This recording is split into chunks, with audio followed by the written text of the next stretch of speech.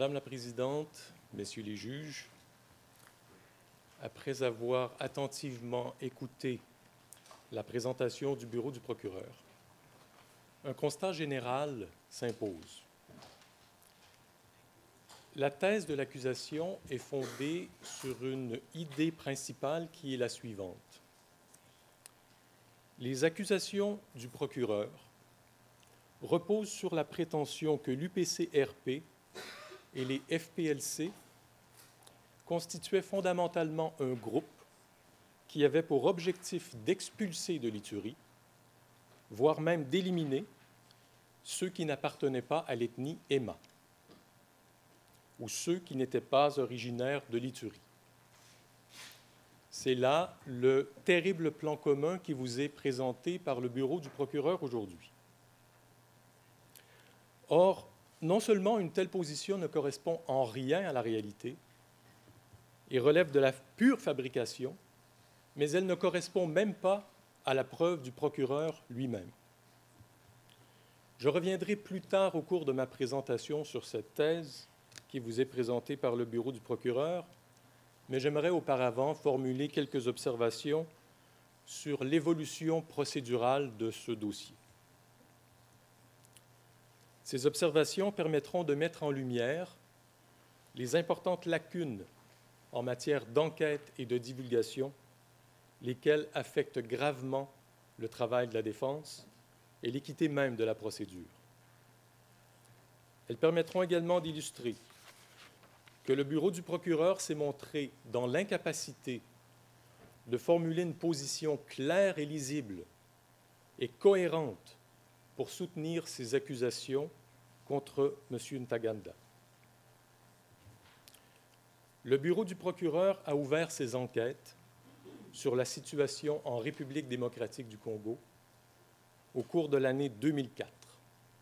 Il y a donc maintenant près de 10 ans. Au début de l'année 2006, le procureur a demandé et obtenu l'émission d'un premier mandat d'arrêt contre M. Ntaganda pour 3 charges relatives à l'enrôlement, la conscription et l'utilisation au combat d'enfants soldats en Ituri pour une période se situant de juillet 2002 à décembre 2003. Dans ce mandat d'arrêt, un seul mode de responsabilité était envisagé, soit celui du coauteur. Au mois de mars 2012, 6 ans plus tard, le procureur sollicite l'émission d'un second mandat d'arrêt contre M. Ntaganda. Pour cette période qui va du 1er septembre 2002 au 30 septembre 2003, toujours pour le territoire de l'Ituri.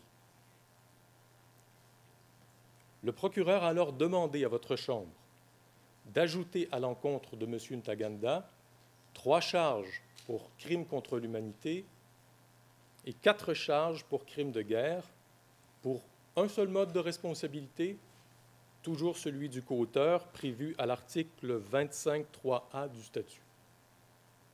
Ce second mandat fut émis par votre Chambre en juillet 2012. M. Ntaganda s'est par la suite rendu volontairement à la justice dans le but de faire face à ces accusations et il a comparu devant votre Chambre au mois de mars 2013. Vous avez alors fixé, à ce moment, l'audience de confirmation des charges au mois de septembre 2013, ce qui devait, de l'avis de votre Chambre, donner suffisamment de temps aux parties pour se préparer. Le procureur s'est cependant rapidement résigné à présenter l'aveu suivant. Même après 9 ans d'enquête, il n'était tout simplement pas prêt à présenter ses preuves devant vous et a dû demander un report de l'audience, ce qui a entraîné un report d'environ 5 mois à la procédure. Mais comment expliquer que le bureau du procureur n'était pas prêt à procéder après tout ce temps à enquêter dans le dossier? Le procureur n'était pas prêt tout simplement parce qu'il n'avait pas à son dossier les éléments qui lui permettaient d'appuyer ses accusations contre M. Ntaganda. Mais maintenant que M. Ntaganda avait comparu devant votre cour, il fallait bien essayer de trouver les éléments de preuve à charge pour permettre d'appuyer de telles allégations. Lorsqu'il a demandé en mai 2013 le report de l'audience de confirmation des charges, le procureur n'avait pas simplement pour objectif de peaufiner son dossier ou de peaufiner les éléments de preuve qui étaient déjà en sa possession. La réalité est que le procureur a d'abord demandé l'émission d'un second mandat d'arrêt contre M. Ntaganda, et ce n'est que lorsqu'il fut confronté à la réalité qu'il aurait à prouver ces allégations devant la Chambre qu'il s'est frénétiquement lancé à la recherche d'éléments à charge contre M. Ntaganda. Mais, Madame, Messieurs les juges, le bureau du procureur a fait exactement l'inverse de ce que son devoir lui impose. Le bureau du procureur est d'abord et avant tout investi du devoir de rechercher la vérité en enquêtant tant à décharge qu'à charge. Et les accusations éventuelles ne devraient être que le résultat de ces enquêtes neutres. L'approche du bureau du procureur est cependant tout autre. Lançons d'abord les accusations, nous trouverons bien une façon de les démontrer par la suite. Une telle approche, nous vous soumettons respectueusement, ne correspond pas au devoir du bureau du procureur. Mais examinons ces charges auxquelles doit faire face M. Ntaganda aujourd'hui devant vous. À la date de sa comparution initiale devant cette Chambre, au mois de mars 2013, M. Ntaganda faisait face à 10 charges, soit 7 charges pour crimes de guerre et 3 charges pour crimes contre l'humanité. Et lors de cette première comparution, toujours en mars 2013, le seul mode de responsabilité qui était avancé par le procureur était toujours celui prévu à l'article 25.3a, l'accusation soutenant que la responsabilité de M. Ntaganda était engagée à titre de coauteur. Or, il y a un mois à peine, le procureur déposait son document contenant les charges et informait ainsi la défense pour la toute première fois de l'ajout de 8 nouvelles charges, ainsi que de l'ajout de 6 modes de responsabilité additionnels. En somme, le procureur faisait passer le nombre de charges du simple au double et informait la défense qu'elle devrait maintenant se préparer à faire face à pratiquement tous les modes de responsabilité prévus au statut. Or, encore une fois, comment expliquer qu'après 10 ans passés à enquêter sur la présente affaire, le bureau du procureur en soit venu à attendre au 10 janvier 2014, donc il y a 30 jours avant l'audience de confirmation des charges, pour faire passer le nombre de charges de 10 à 18. Et comment expliquer qu'après toutes ces années à passer et à enquêter sur le terrain, qu'il ait attendu à 30 jours de l'ouverture de l'audience de confirmation des charges pour faire passer le nombre de modes de responsabilité de 1 à 7. Une telle façon de procéder ne peut être considérée comme équitable à l'égard de la défense, puisqu'elle prive M. Ntaganda de son droit d'être informé dans le plus court délai de la nature exacte de la cause qui est présentée devant lui. Le statut prévoit cette possibilité pour le procureur de modifier ou de retirer les charges avant l'audience.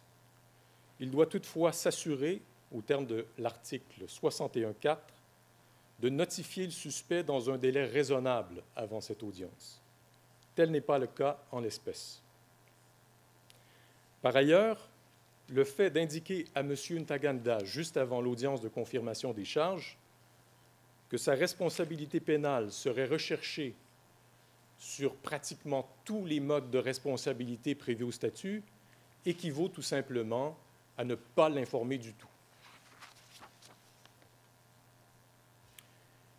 Mais comme si ces ajouts de dernière minute n'étaient pas suffisants, les documents communiqués par le bureau du procureur à la défense au cours des dernières semaines ne peuvent pas lui permettre de comprendre la nature exacte des accusations qui sont portées contre M. Ntaganda.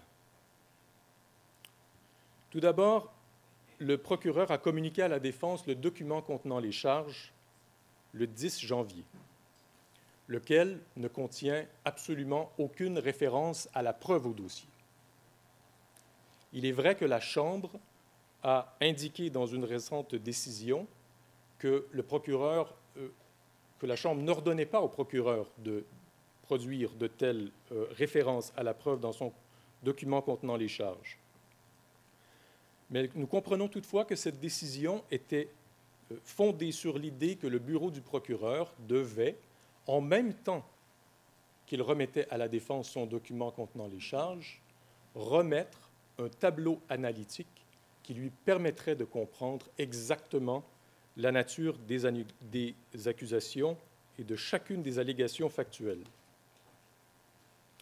Or, ce n'est que le 17 janvier, donc 3 semaines avant l'ouverture de cette audience, que la défense a reçu ce tableau analytique final du bureau du procureur, lequel fait plus de 1200 pages de référence à la preuve. Or, ce document est à toute fin pratique inutilisable pour la défense. Tout d'abord en raison de son volume même. Il était tout simplement impossible pour la défense d'analyser un document de 1205 pages de référence à la preuve au dossier dans un délai de 3 semaines.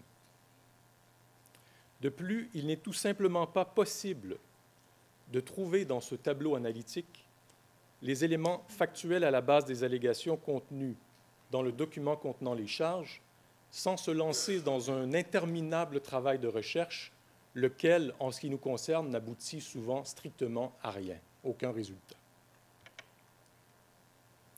Le document contenant les charges et le tableau analytique avaient pour objectif de rendre la position claire et intelligible. Or, nous sommes exactement dans la situation inverse. Le document contenant les charges et le tableau n'ont pas de lien clair entre eux et n'ont pas la même structure. Le résultat est donc tout simplement inutilisable pour nous, particulièrement dans des délais aussi courts. Dans le cadre de l'audience de confirmation des charges, le procureur a le devoir d'apporter des éléments concrets et tangibles montrant une direction claire dans le raisonnement supportant des allégations spécifiques. Le document transmis par le bureau du procureur montre toutefois qu'il n'a lui-même même pas une idée claire de ce qu'il souhaite reprocher à M. Ntaganda. Mesdames, Messieurs les juges, le fait de tirer à l'aveugle dans toutes les directions, dans l'espoir de toucher quelque chose, ne correspond pas aux objectifs d'une procédure judiciaire équitable. La défense ne peut non plus passer sous silence le fait qu'un nombre extrêmement élevé d'éléments nécessaires à la préparation de la défense furent divulgués beaucoup trop tard pour être valablement utilisés ou exploités par la défense. Au cours des toutes dernières semaines, soit depuis le 10 janvier dernier, au même moment où elle recevait le document contenant les charges et le tableau analytique, la défense a reçu communication de 1557 éléments de preuve visés par la règle 77, c'est-à-dire des éléments nécessaires à la préparation de la défense. Pour vous donner un ordre de grandeur, 1557 documents, cela représente près du quart du nombre total de documents divulgués à la défense dans ce dossier. Et ces 1557 éléments totalisent 11 692 pages et 45 heures de visionnement vidéo. Tout ça nous est donné moins de 30 jours avant la présente audience de confirmation des charges.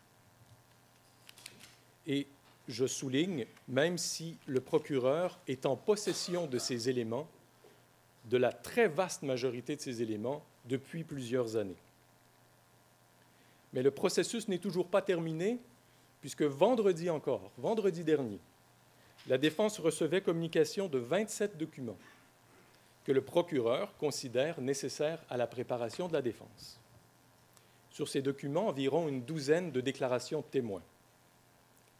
Le procureur était en possession de 25 de ces 27 documents depuis plusieurs années, mais il a attendu au 28 janvier 2014 pour vous demander d'expurger certaines parties de ces documents et en permettre la divulgation.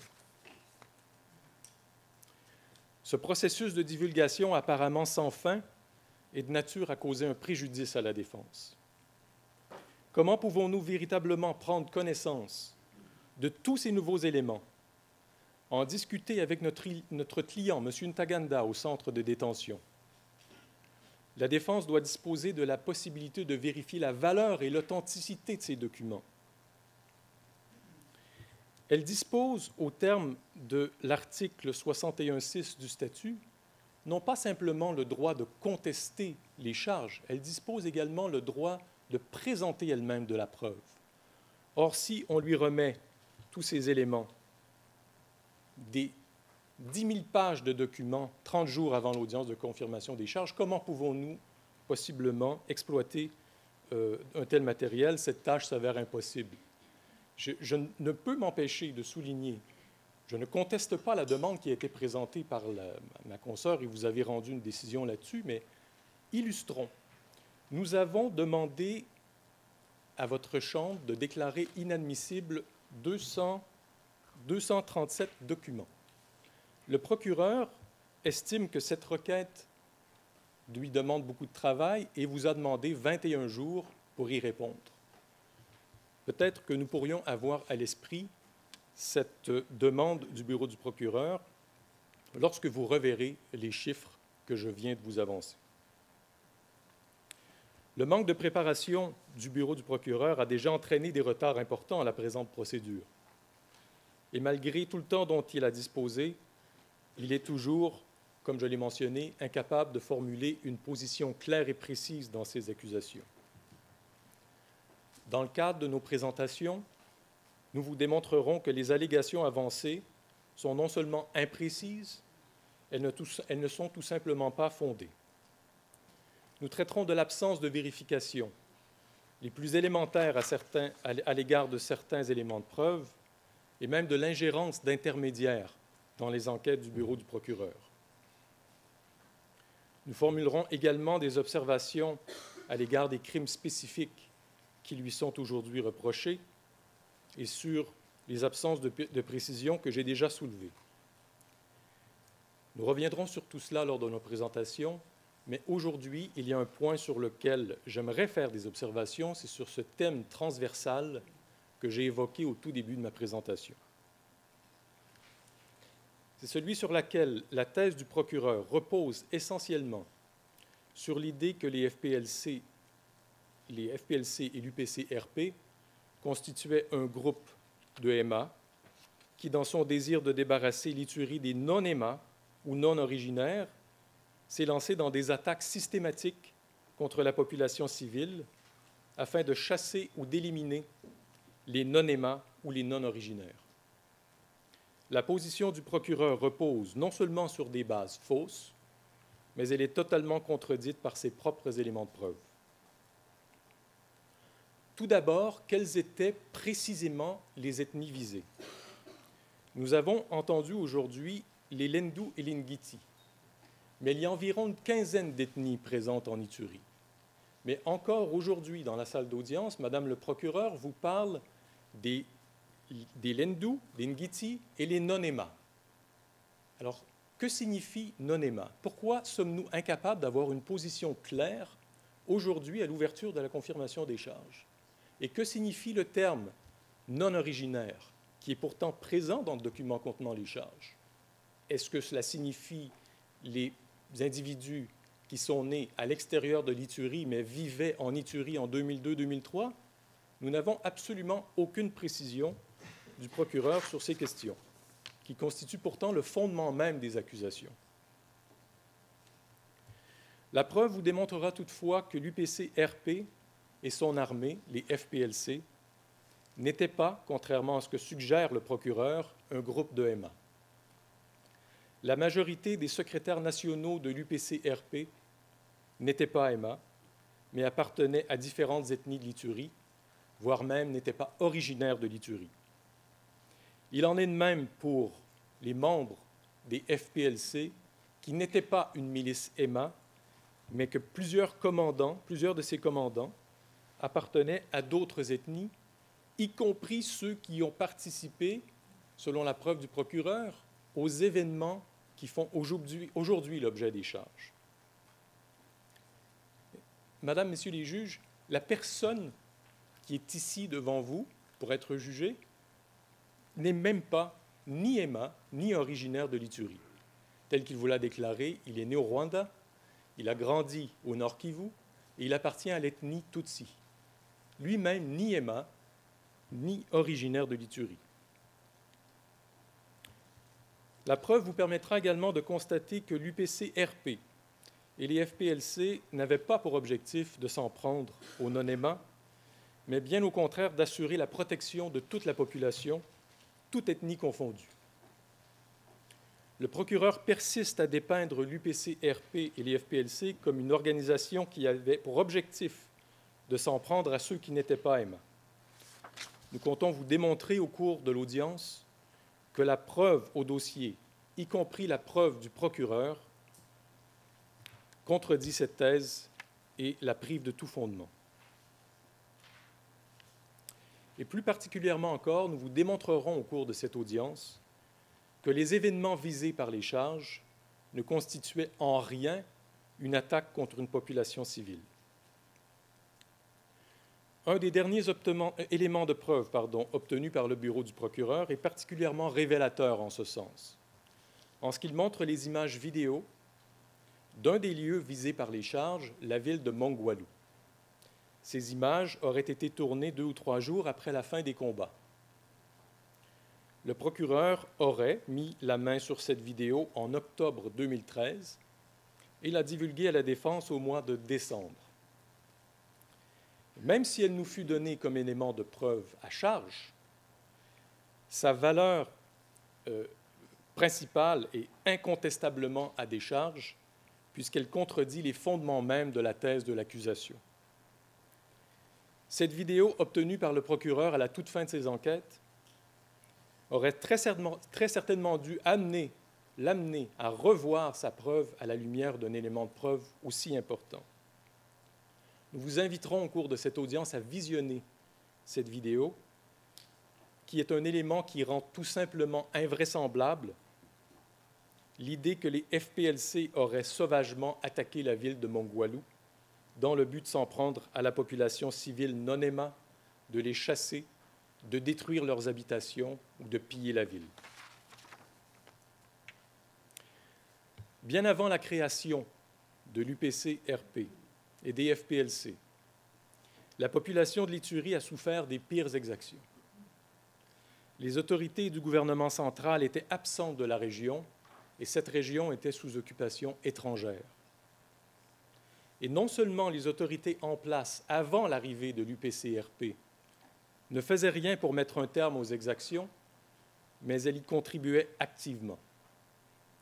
Dans pareil contexte, prendre les armes pour tenter de ramener la paix et la sécurité pour toute la population n'est pas un crime, comme semble vouloir le suggérer le procureur, mais un droit fondamental. Le but de l'UPC-RP et de son armée, les FPLC, n'était pas de diviser, mais de travailler pour toute la population de l'Ituri, toutes ethnies confondues, et essayer de au moins ramener un peu de paix et de sécurité dans la région. Cette région qui était totalement laissée à son sort. M. Ntaganda choisit de comparaître devant vous puisqu'il a confiance dans le processus judiciaire.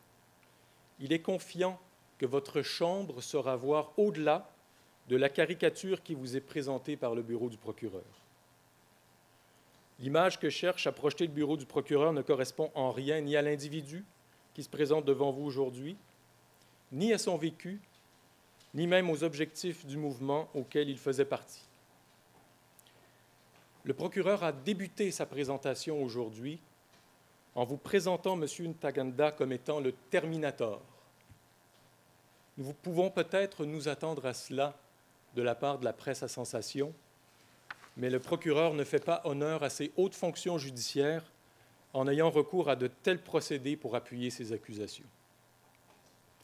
En somme, Madame, Messieurs les juges, nous demeurons confiants qu'à l'issue de cette audience de confirmation des charges, la Chambre sera en mesure de constater que les éléments de preuve au dossier ne permettent tout simplement pas de soutenir la thèse qui est avancée par le bureau du procureur.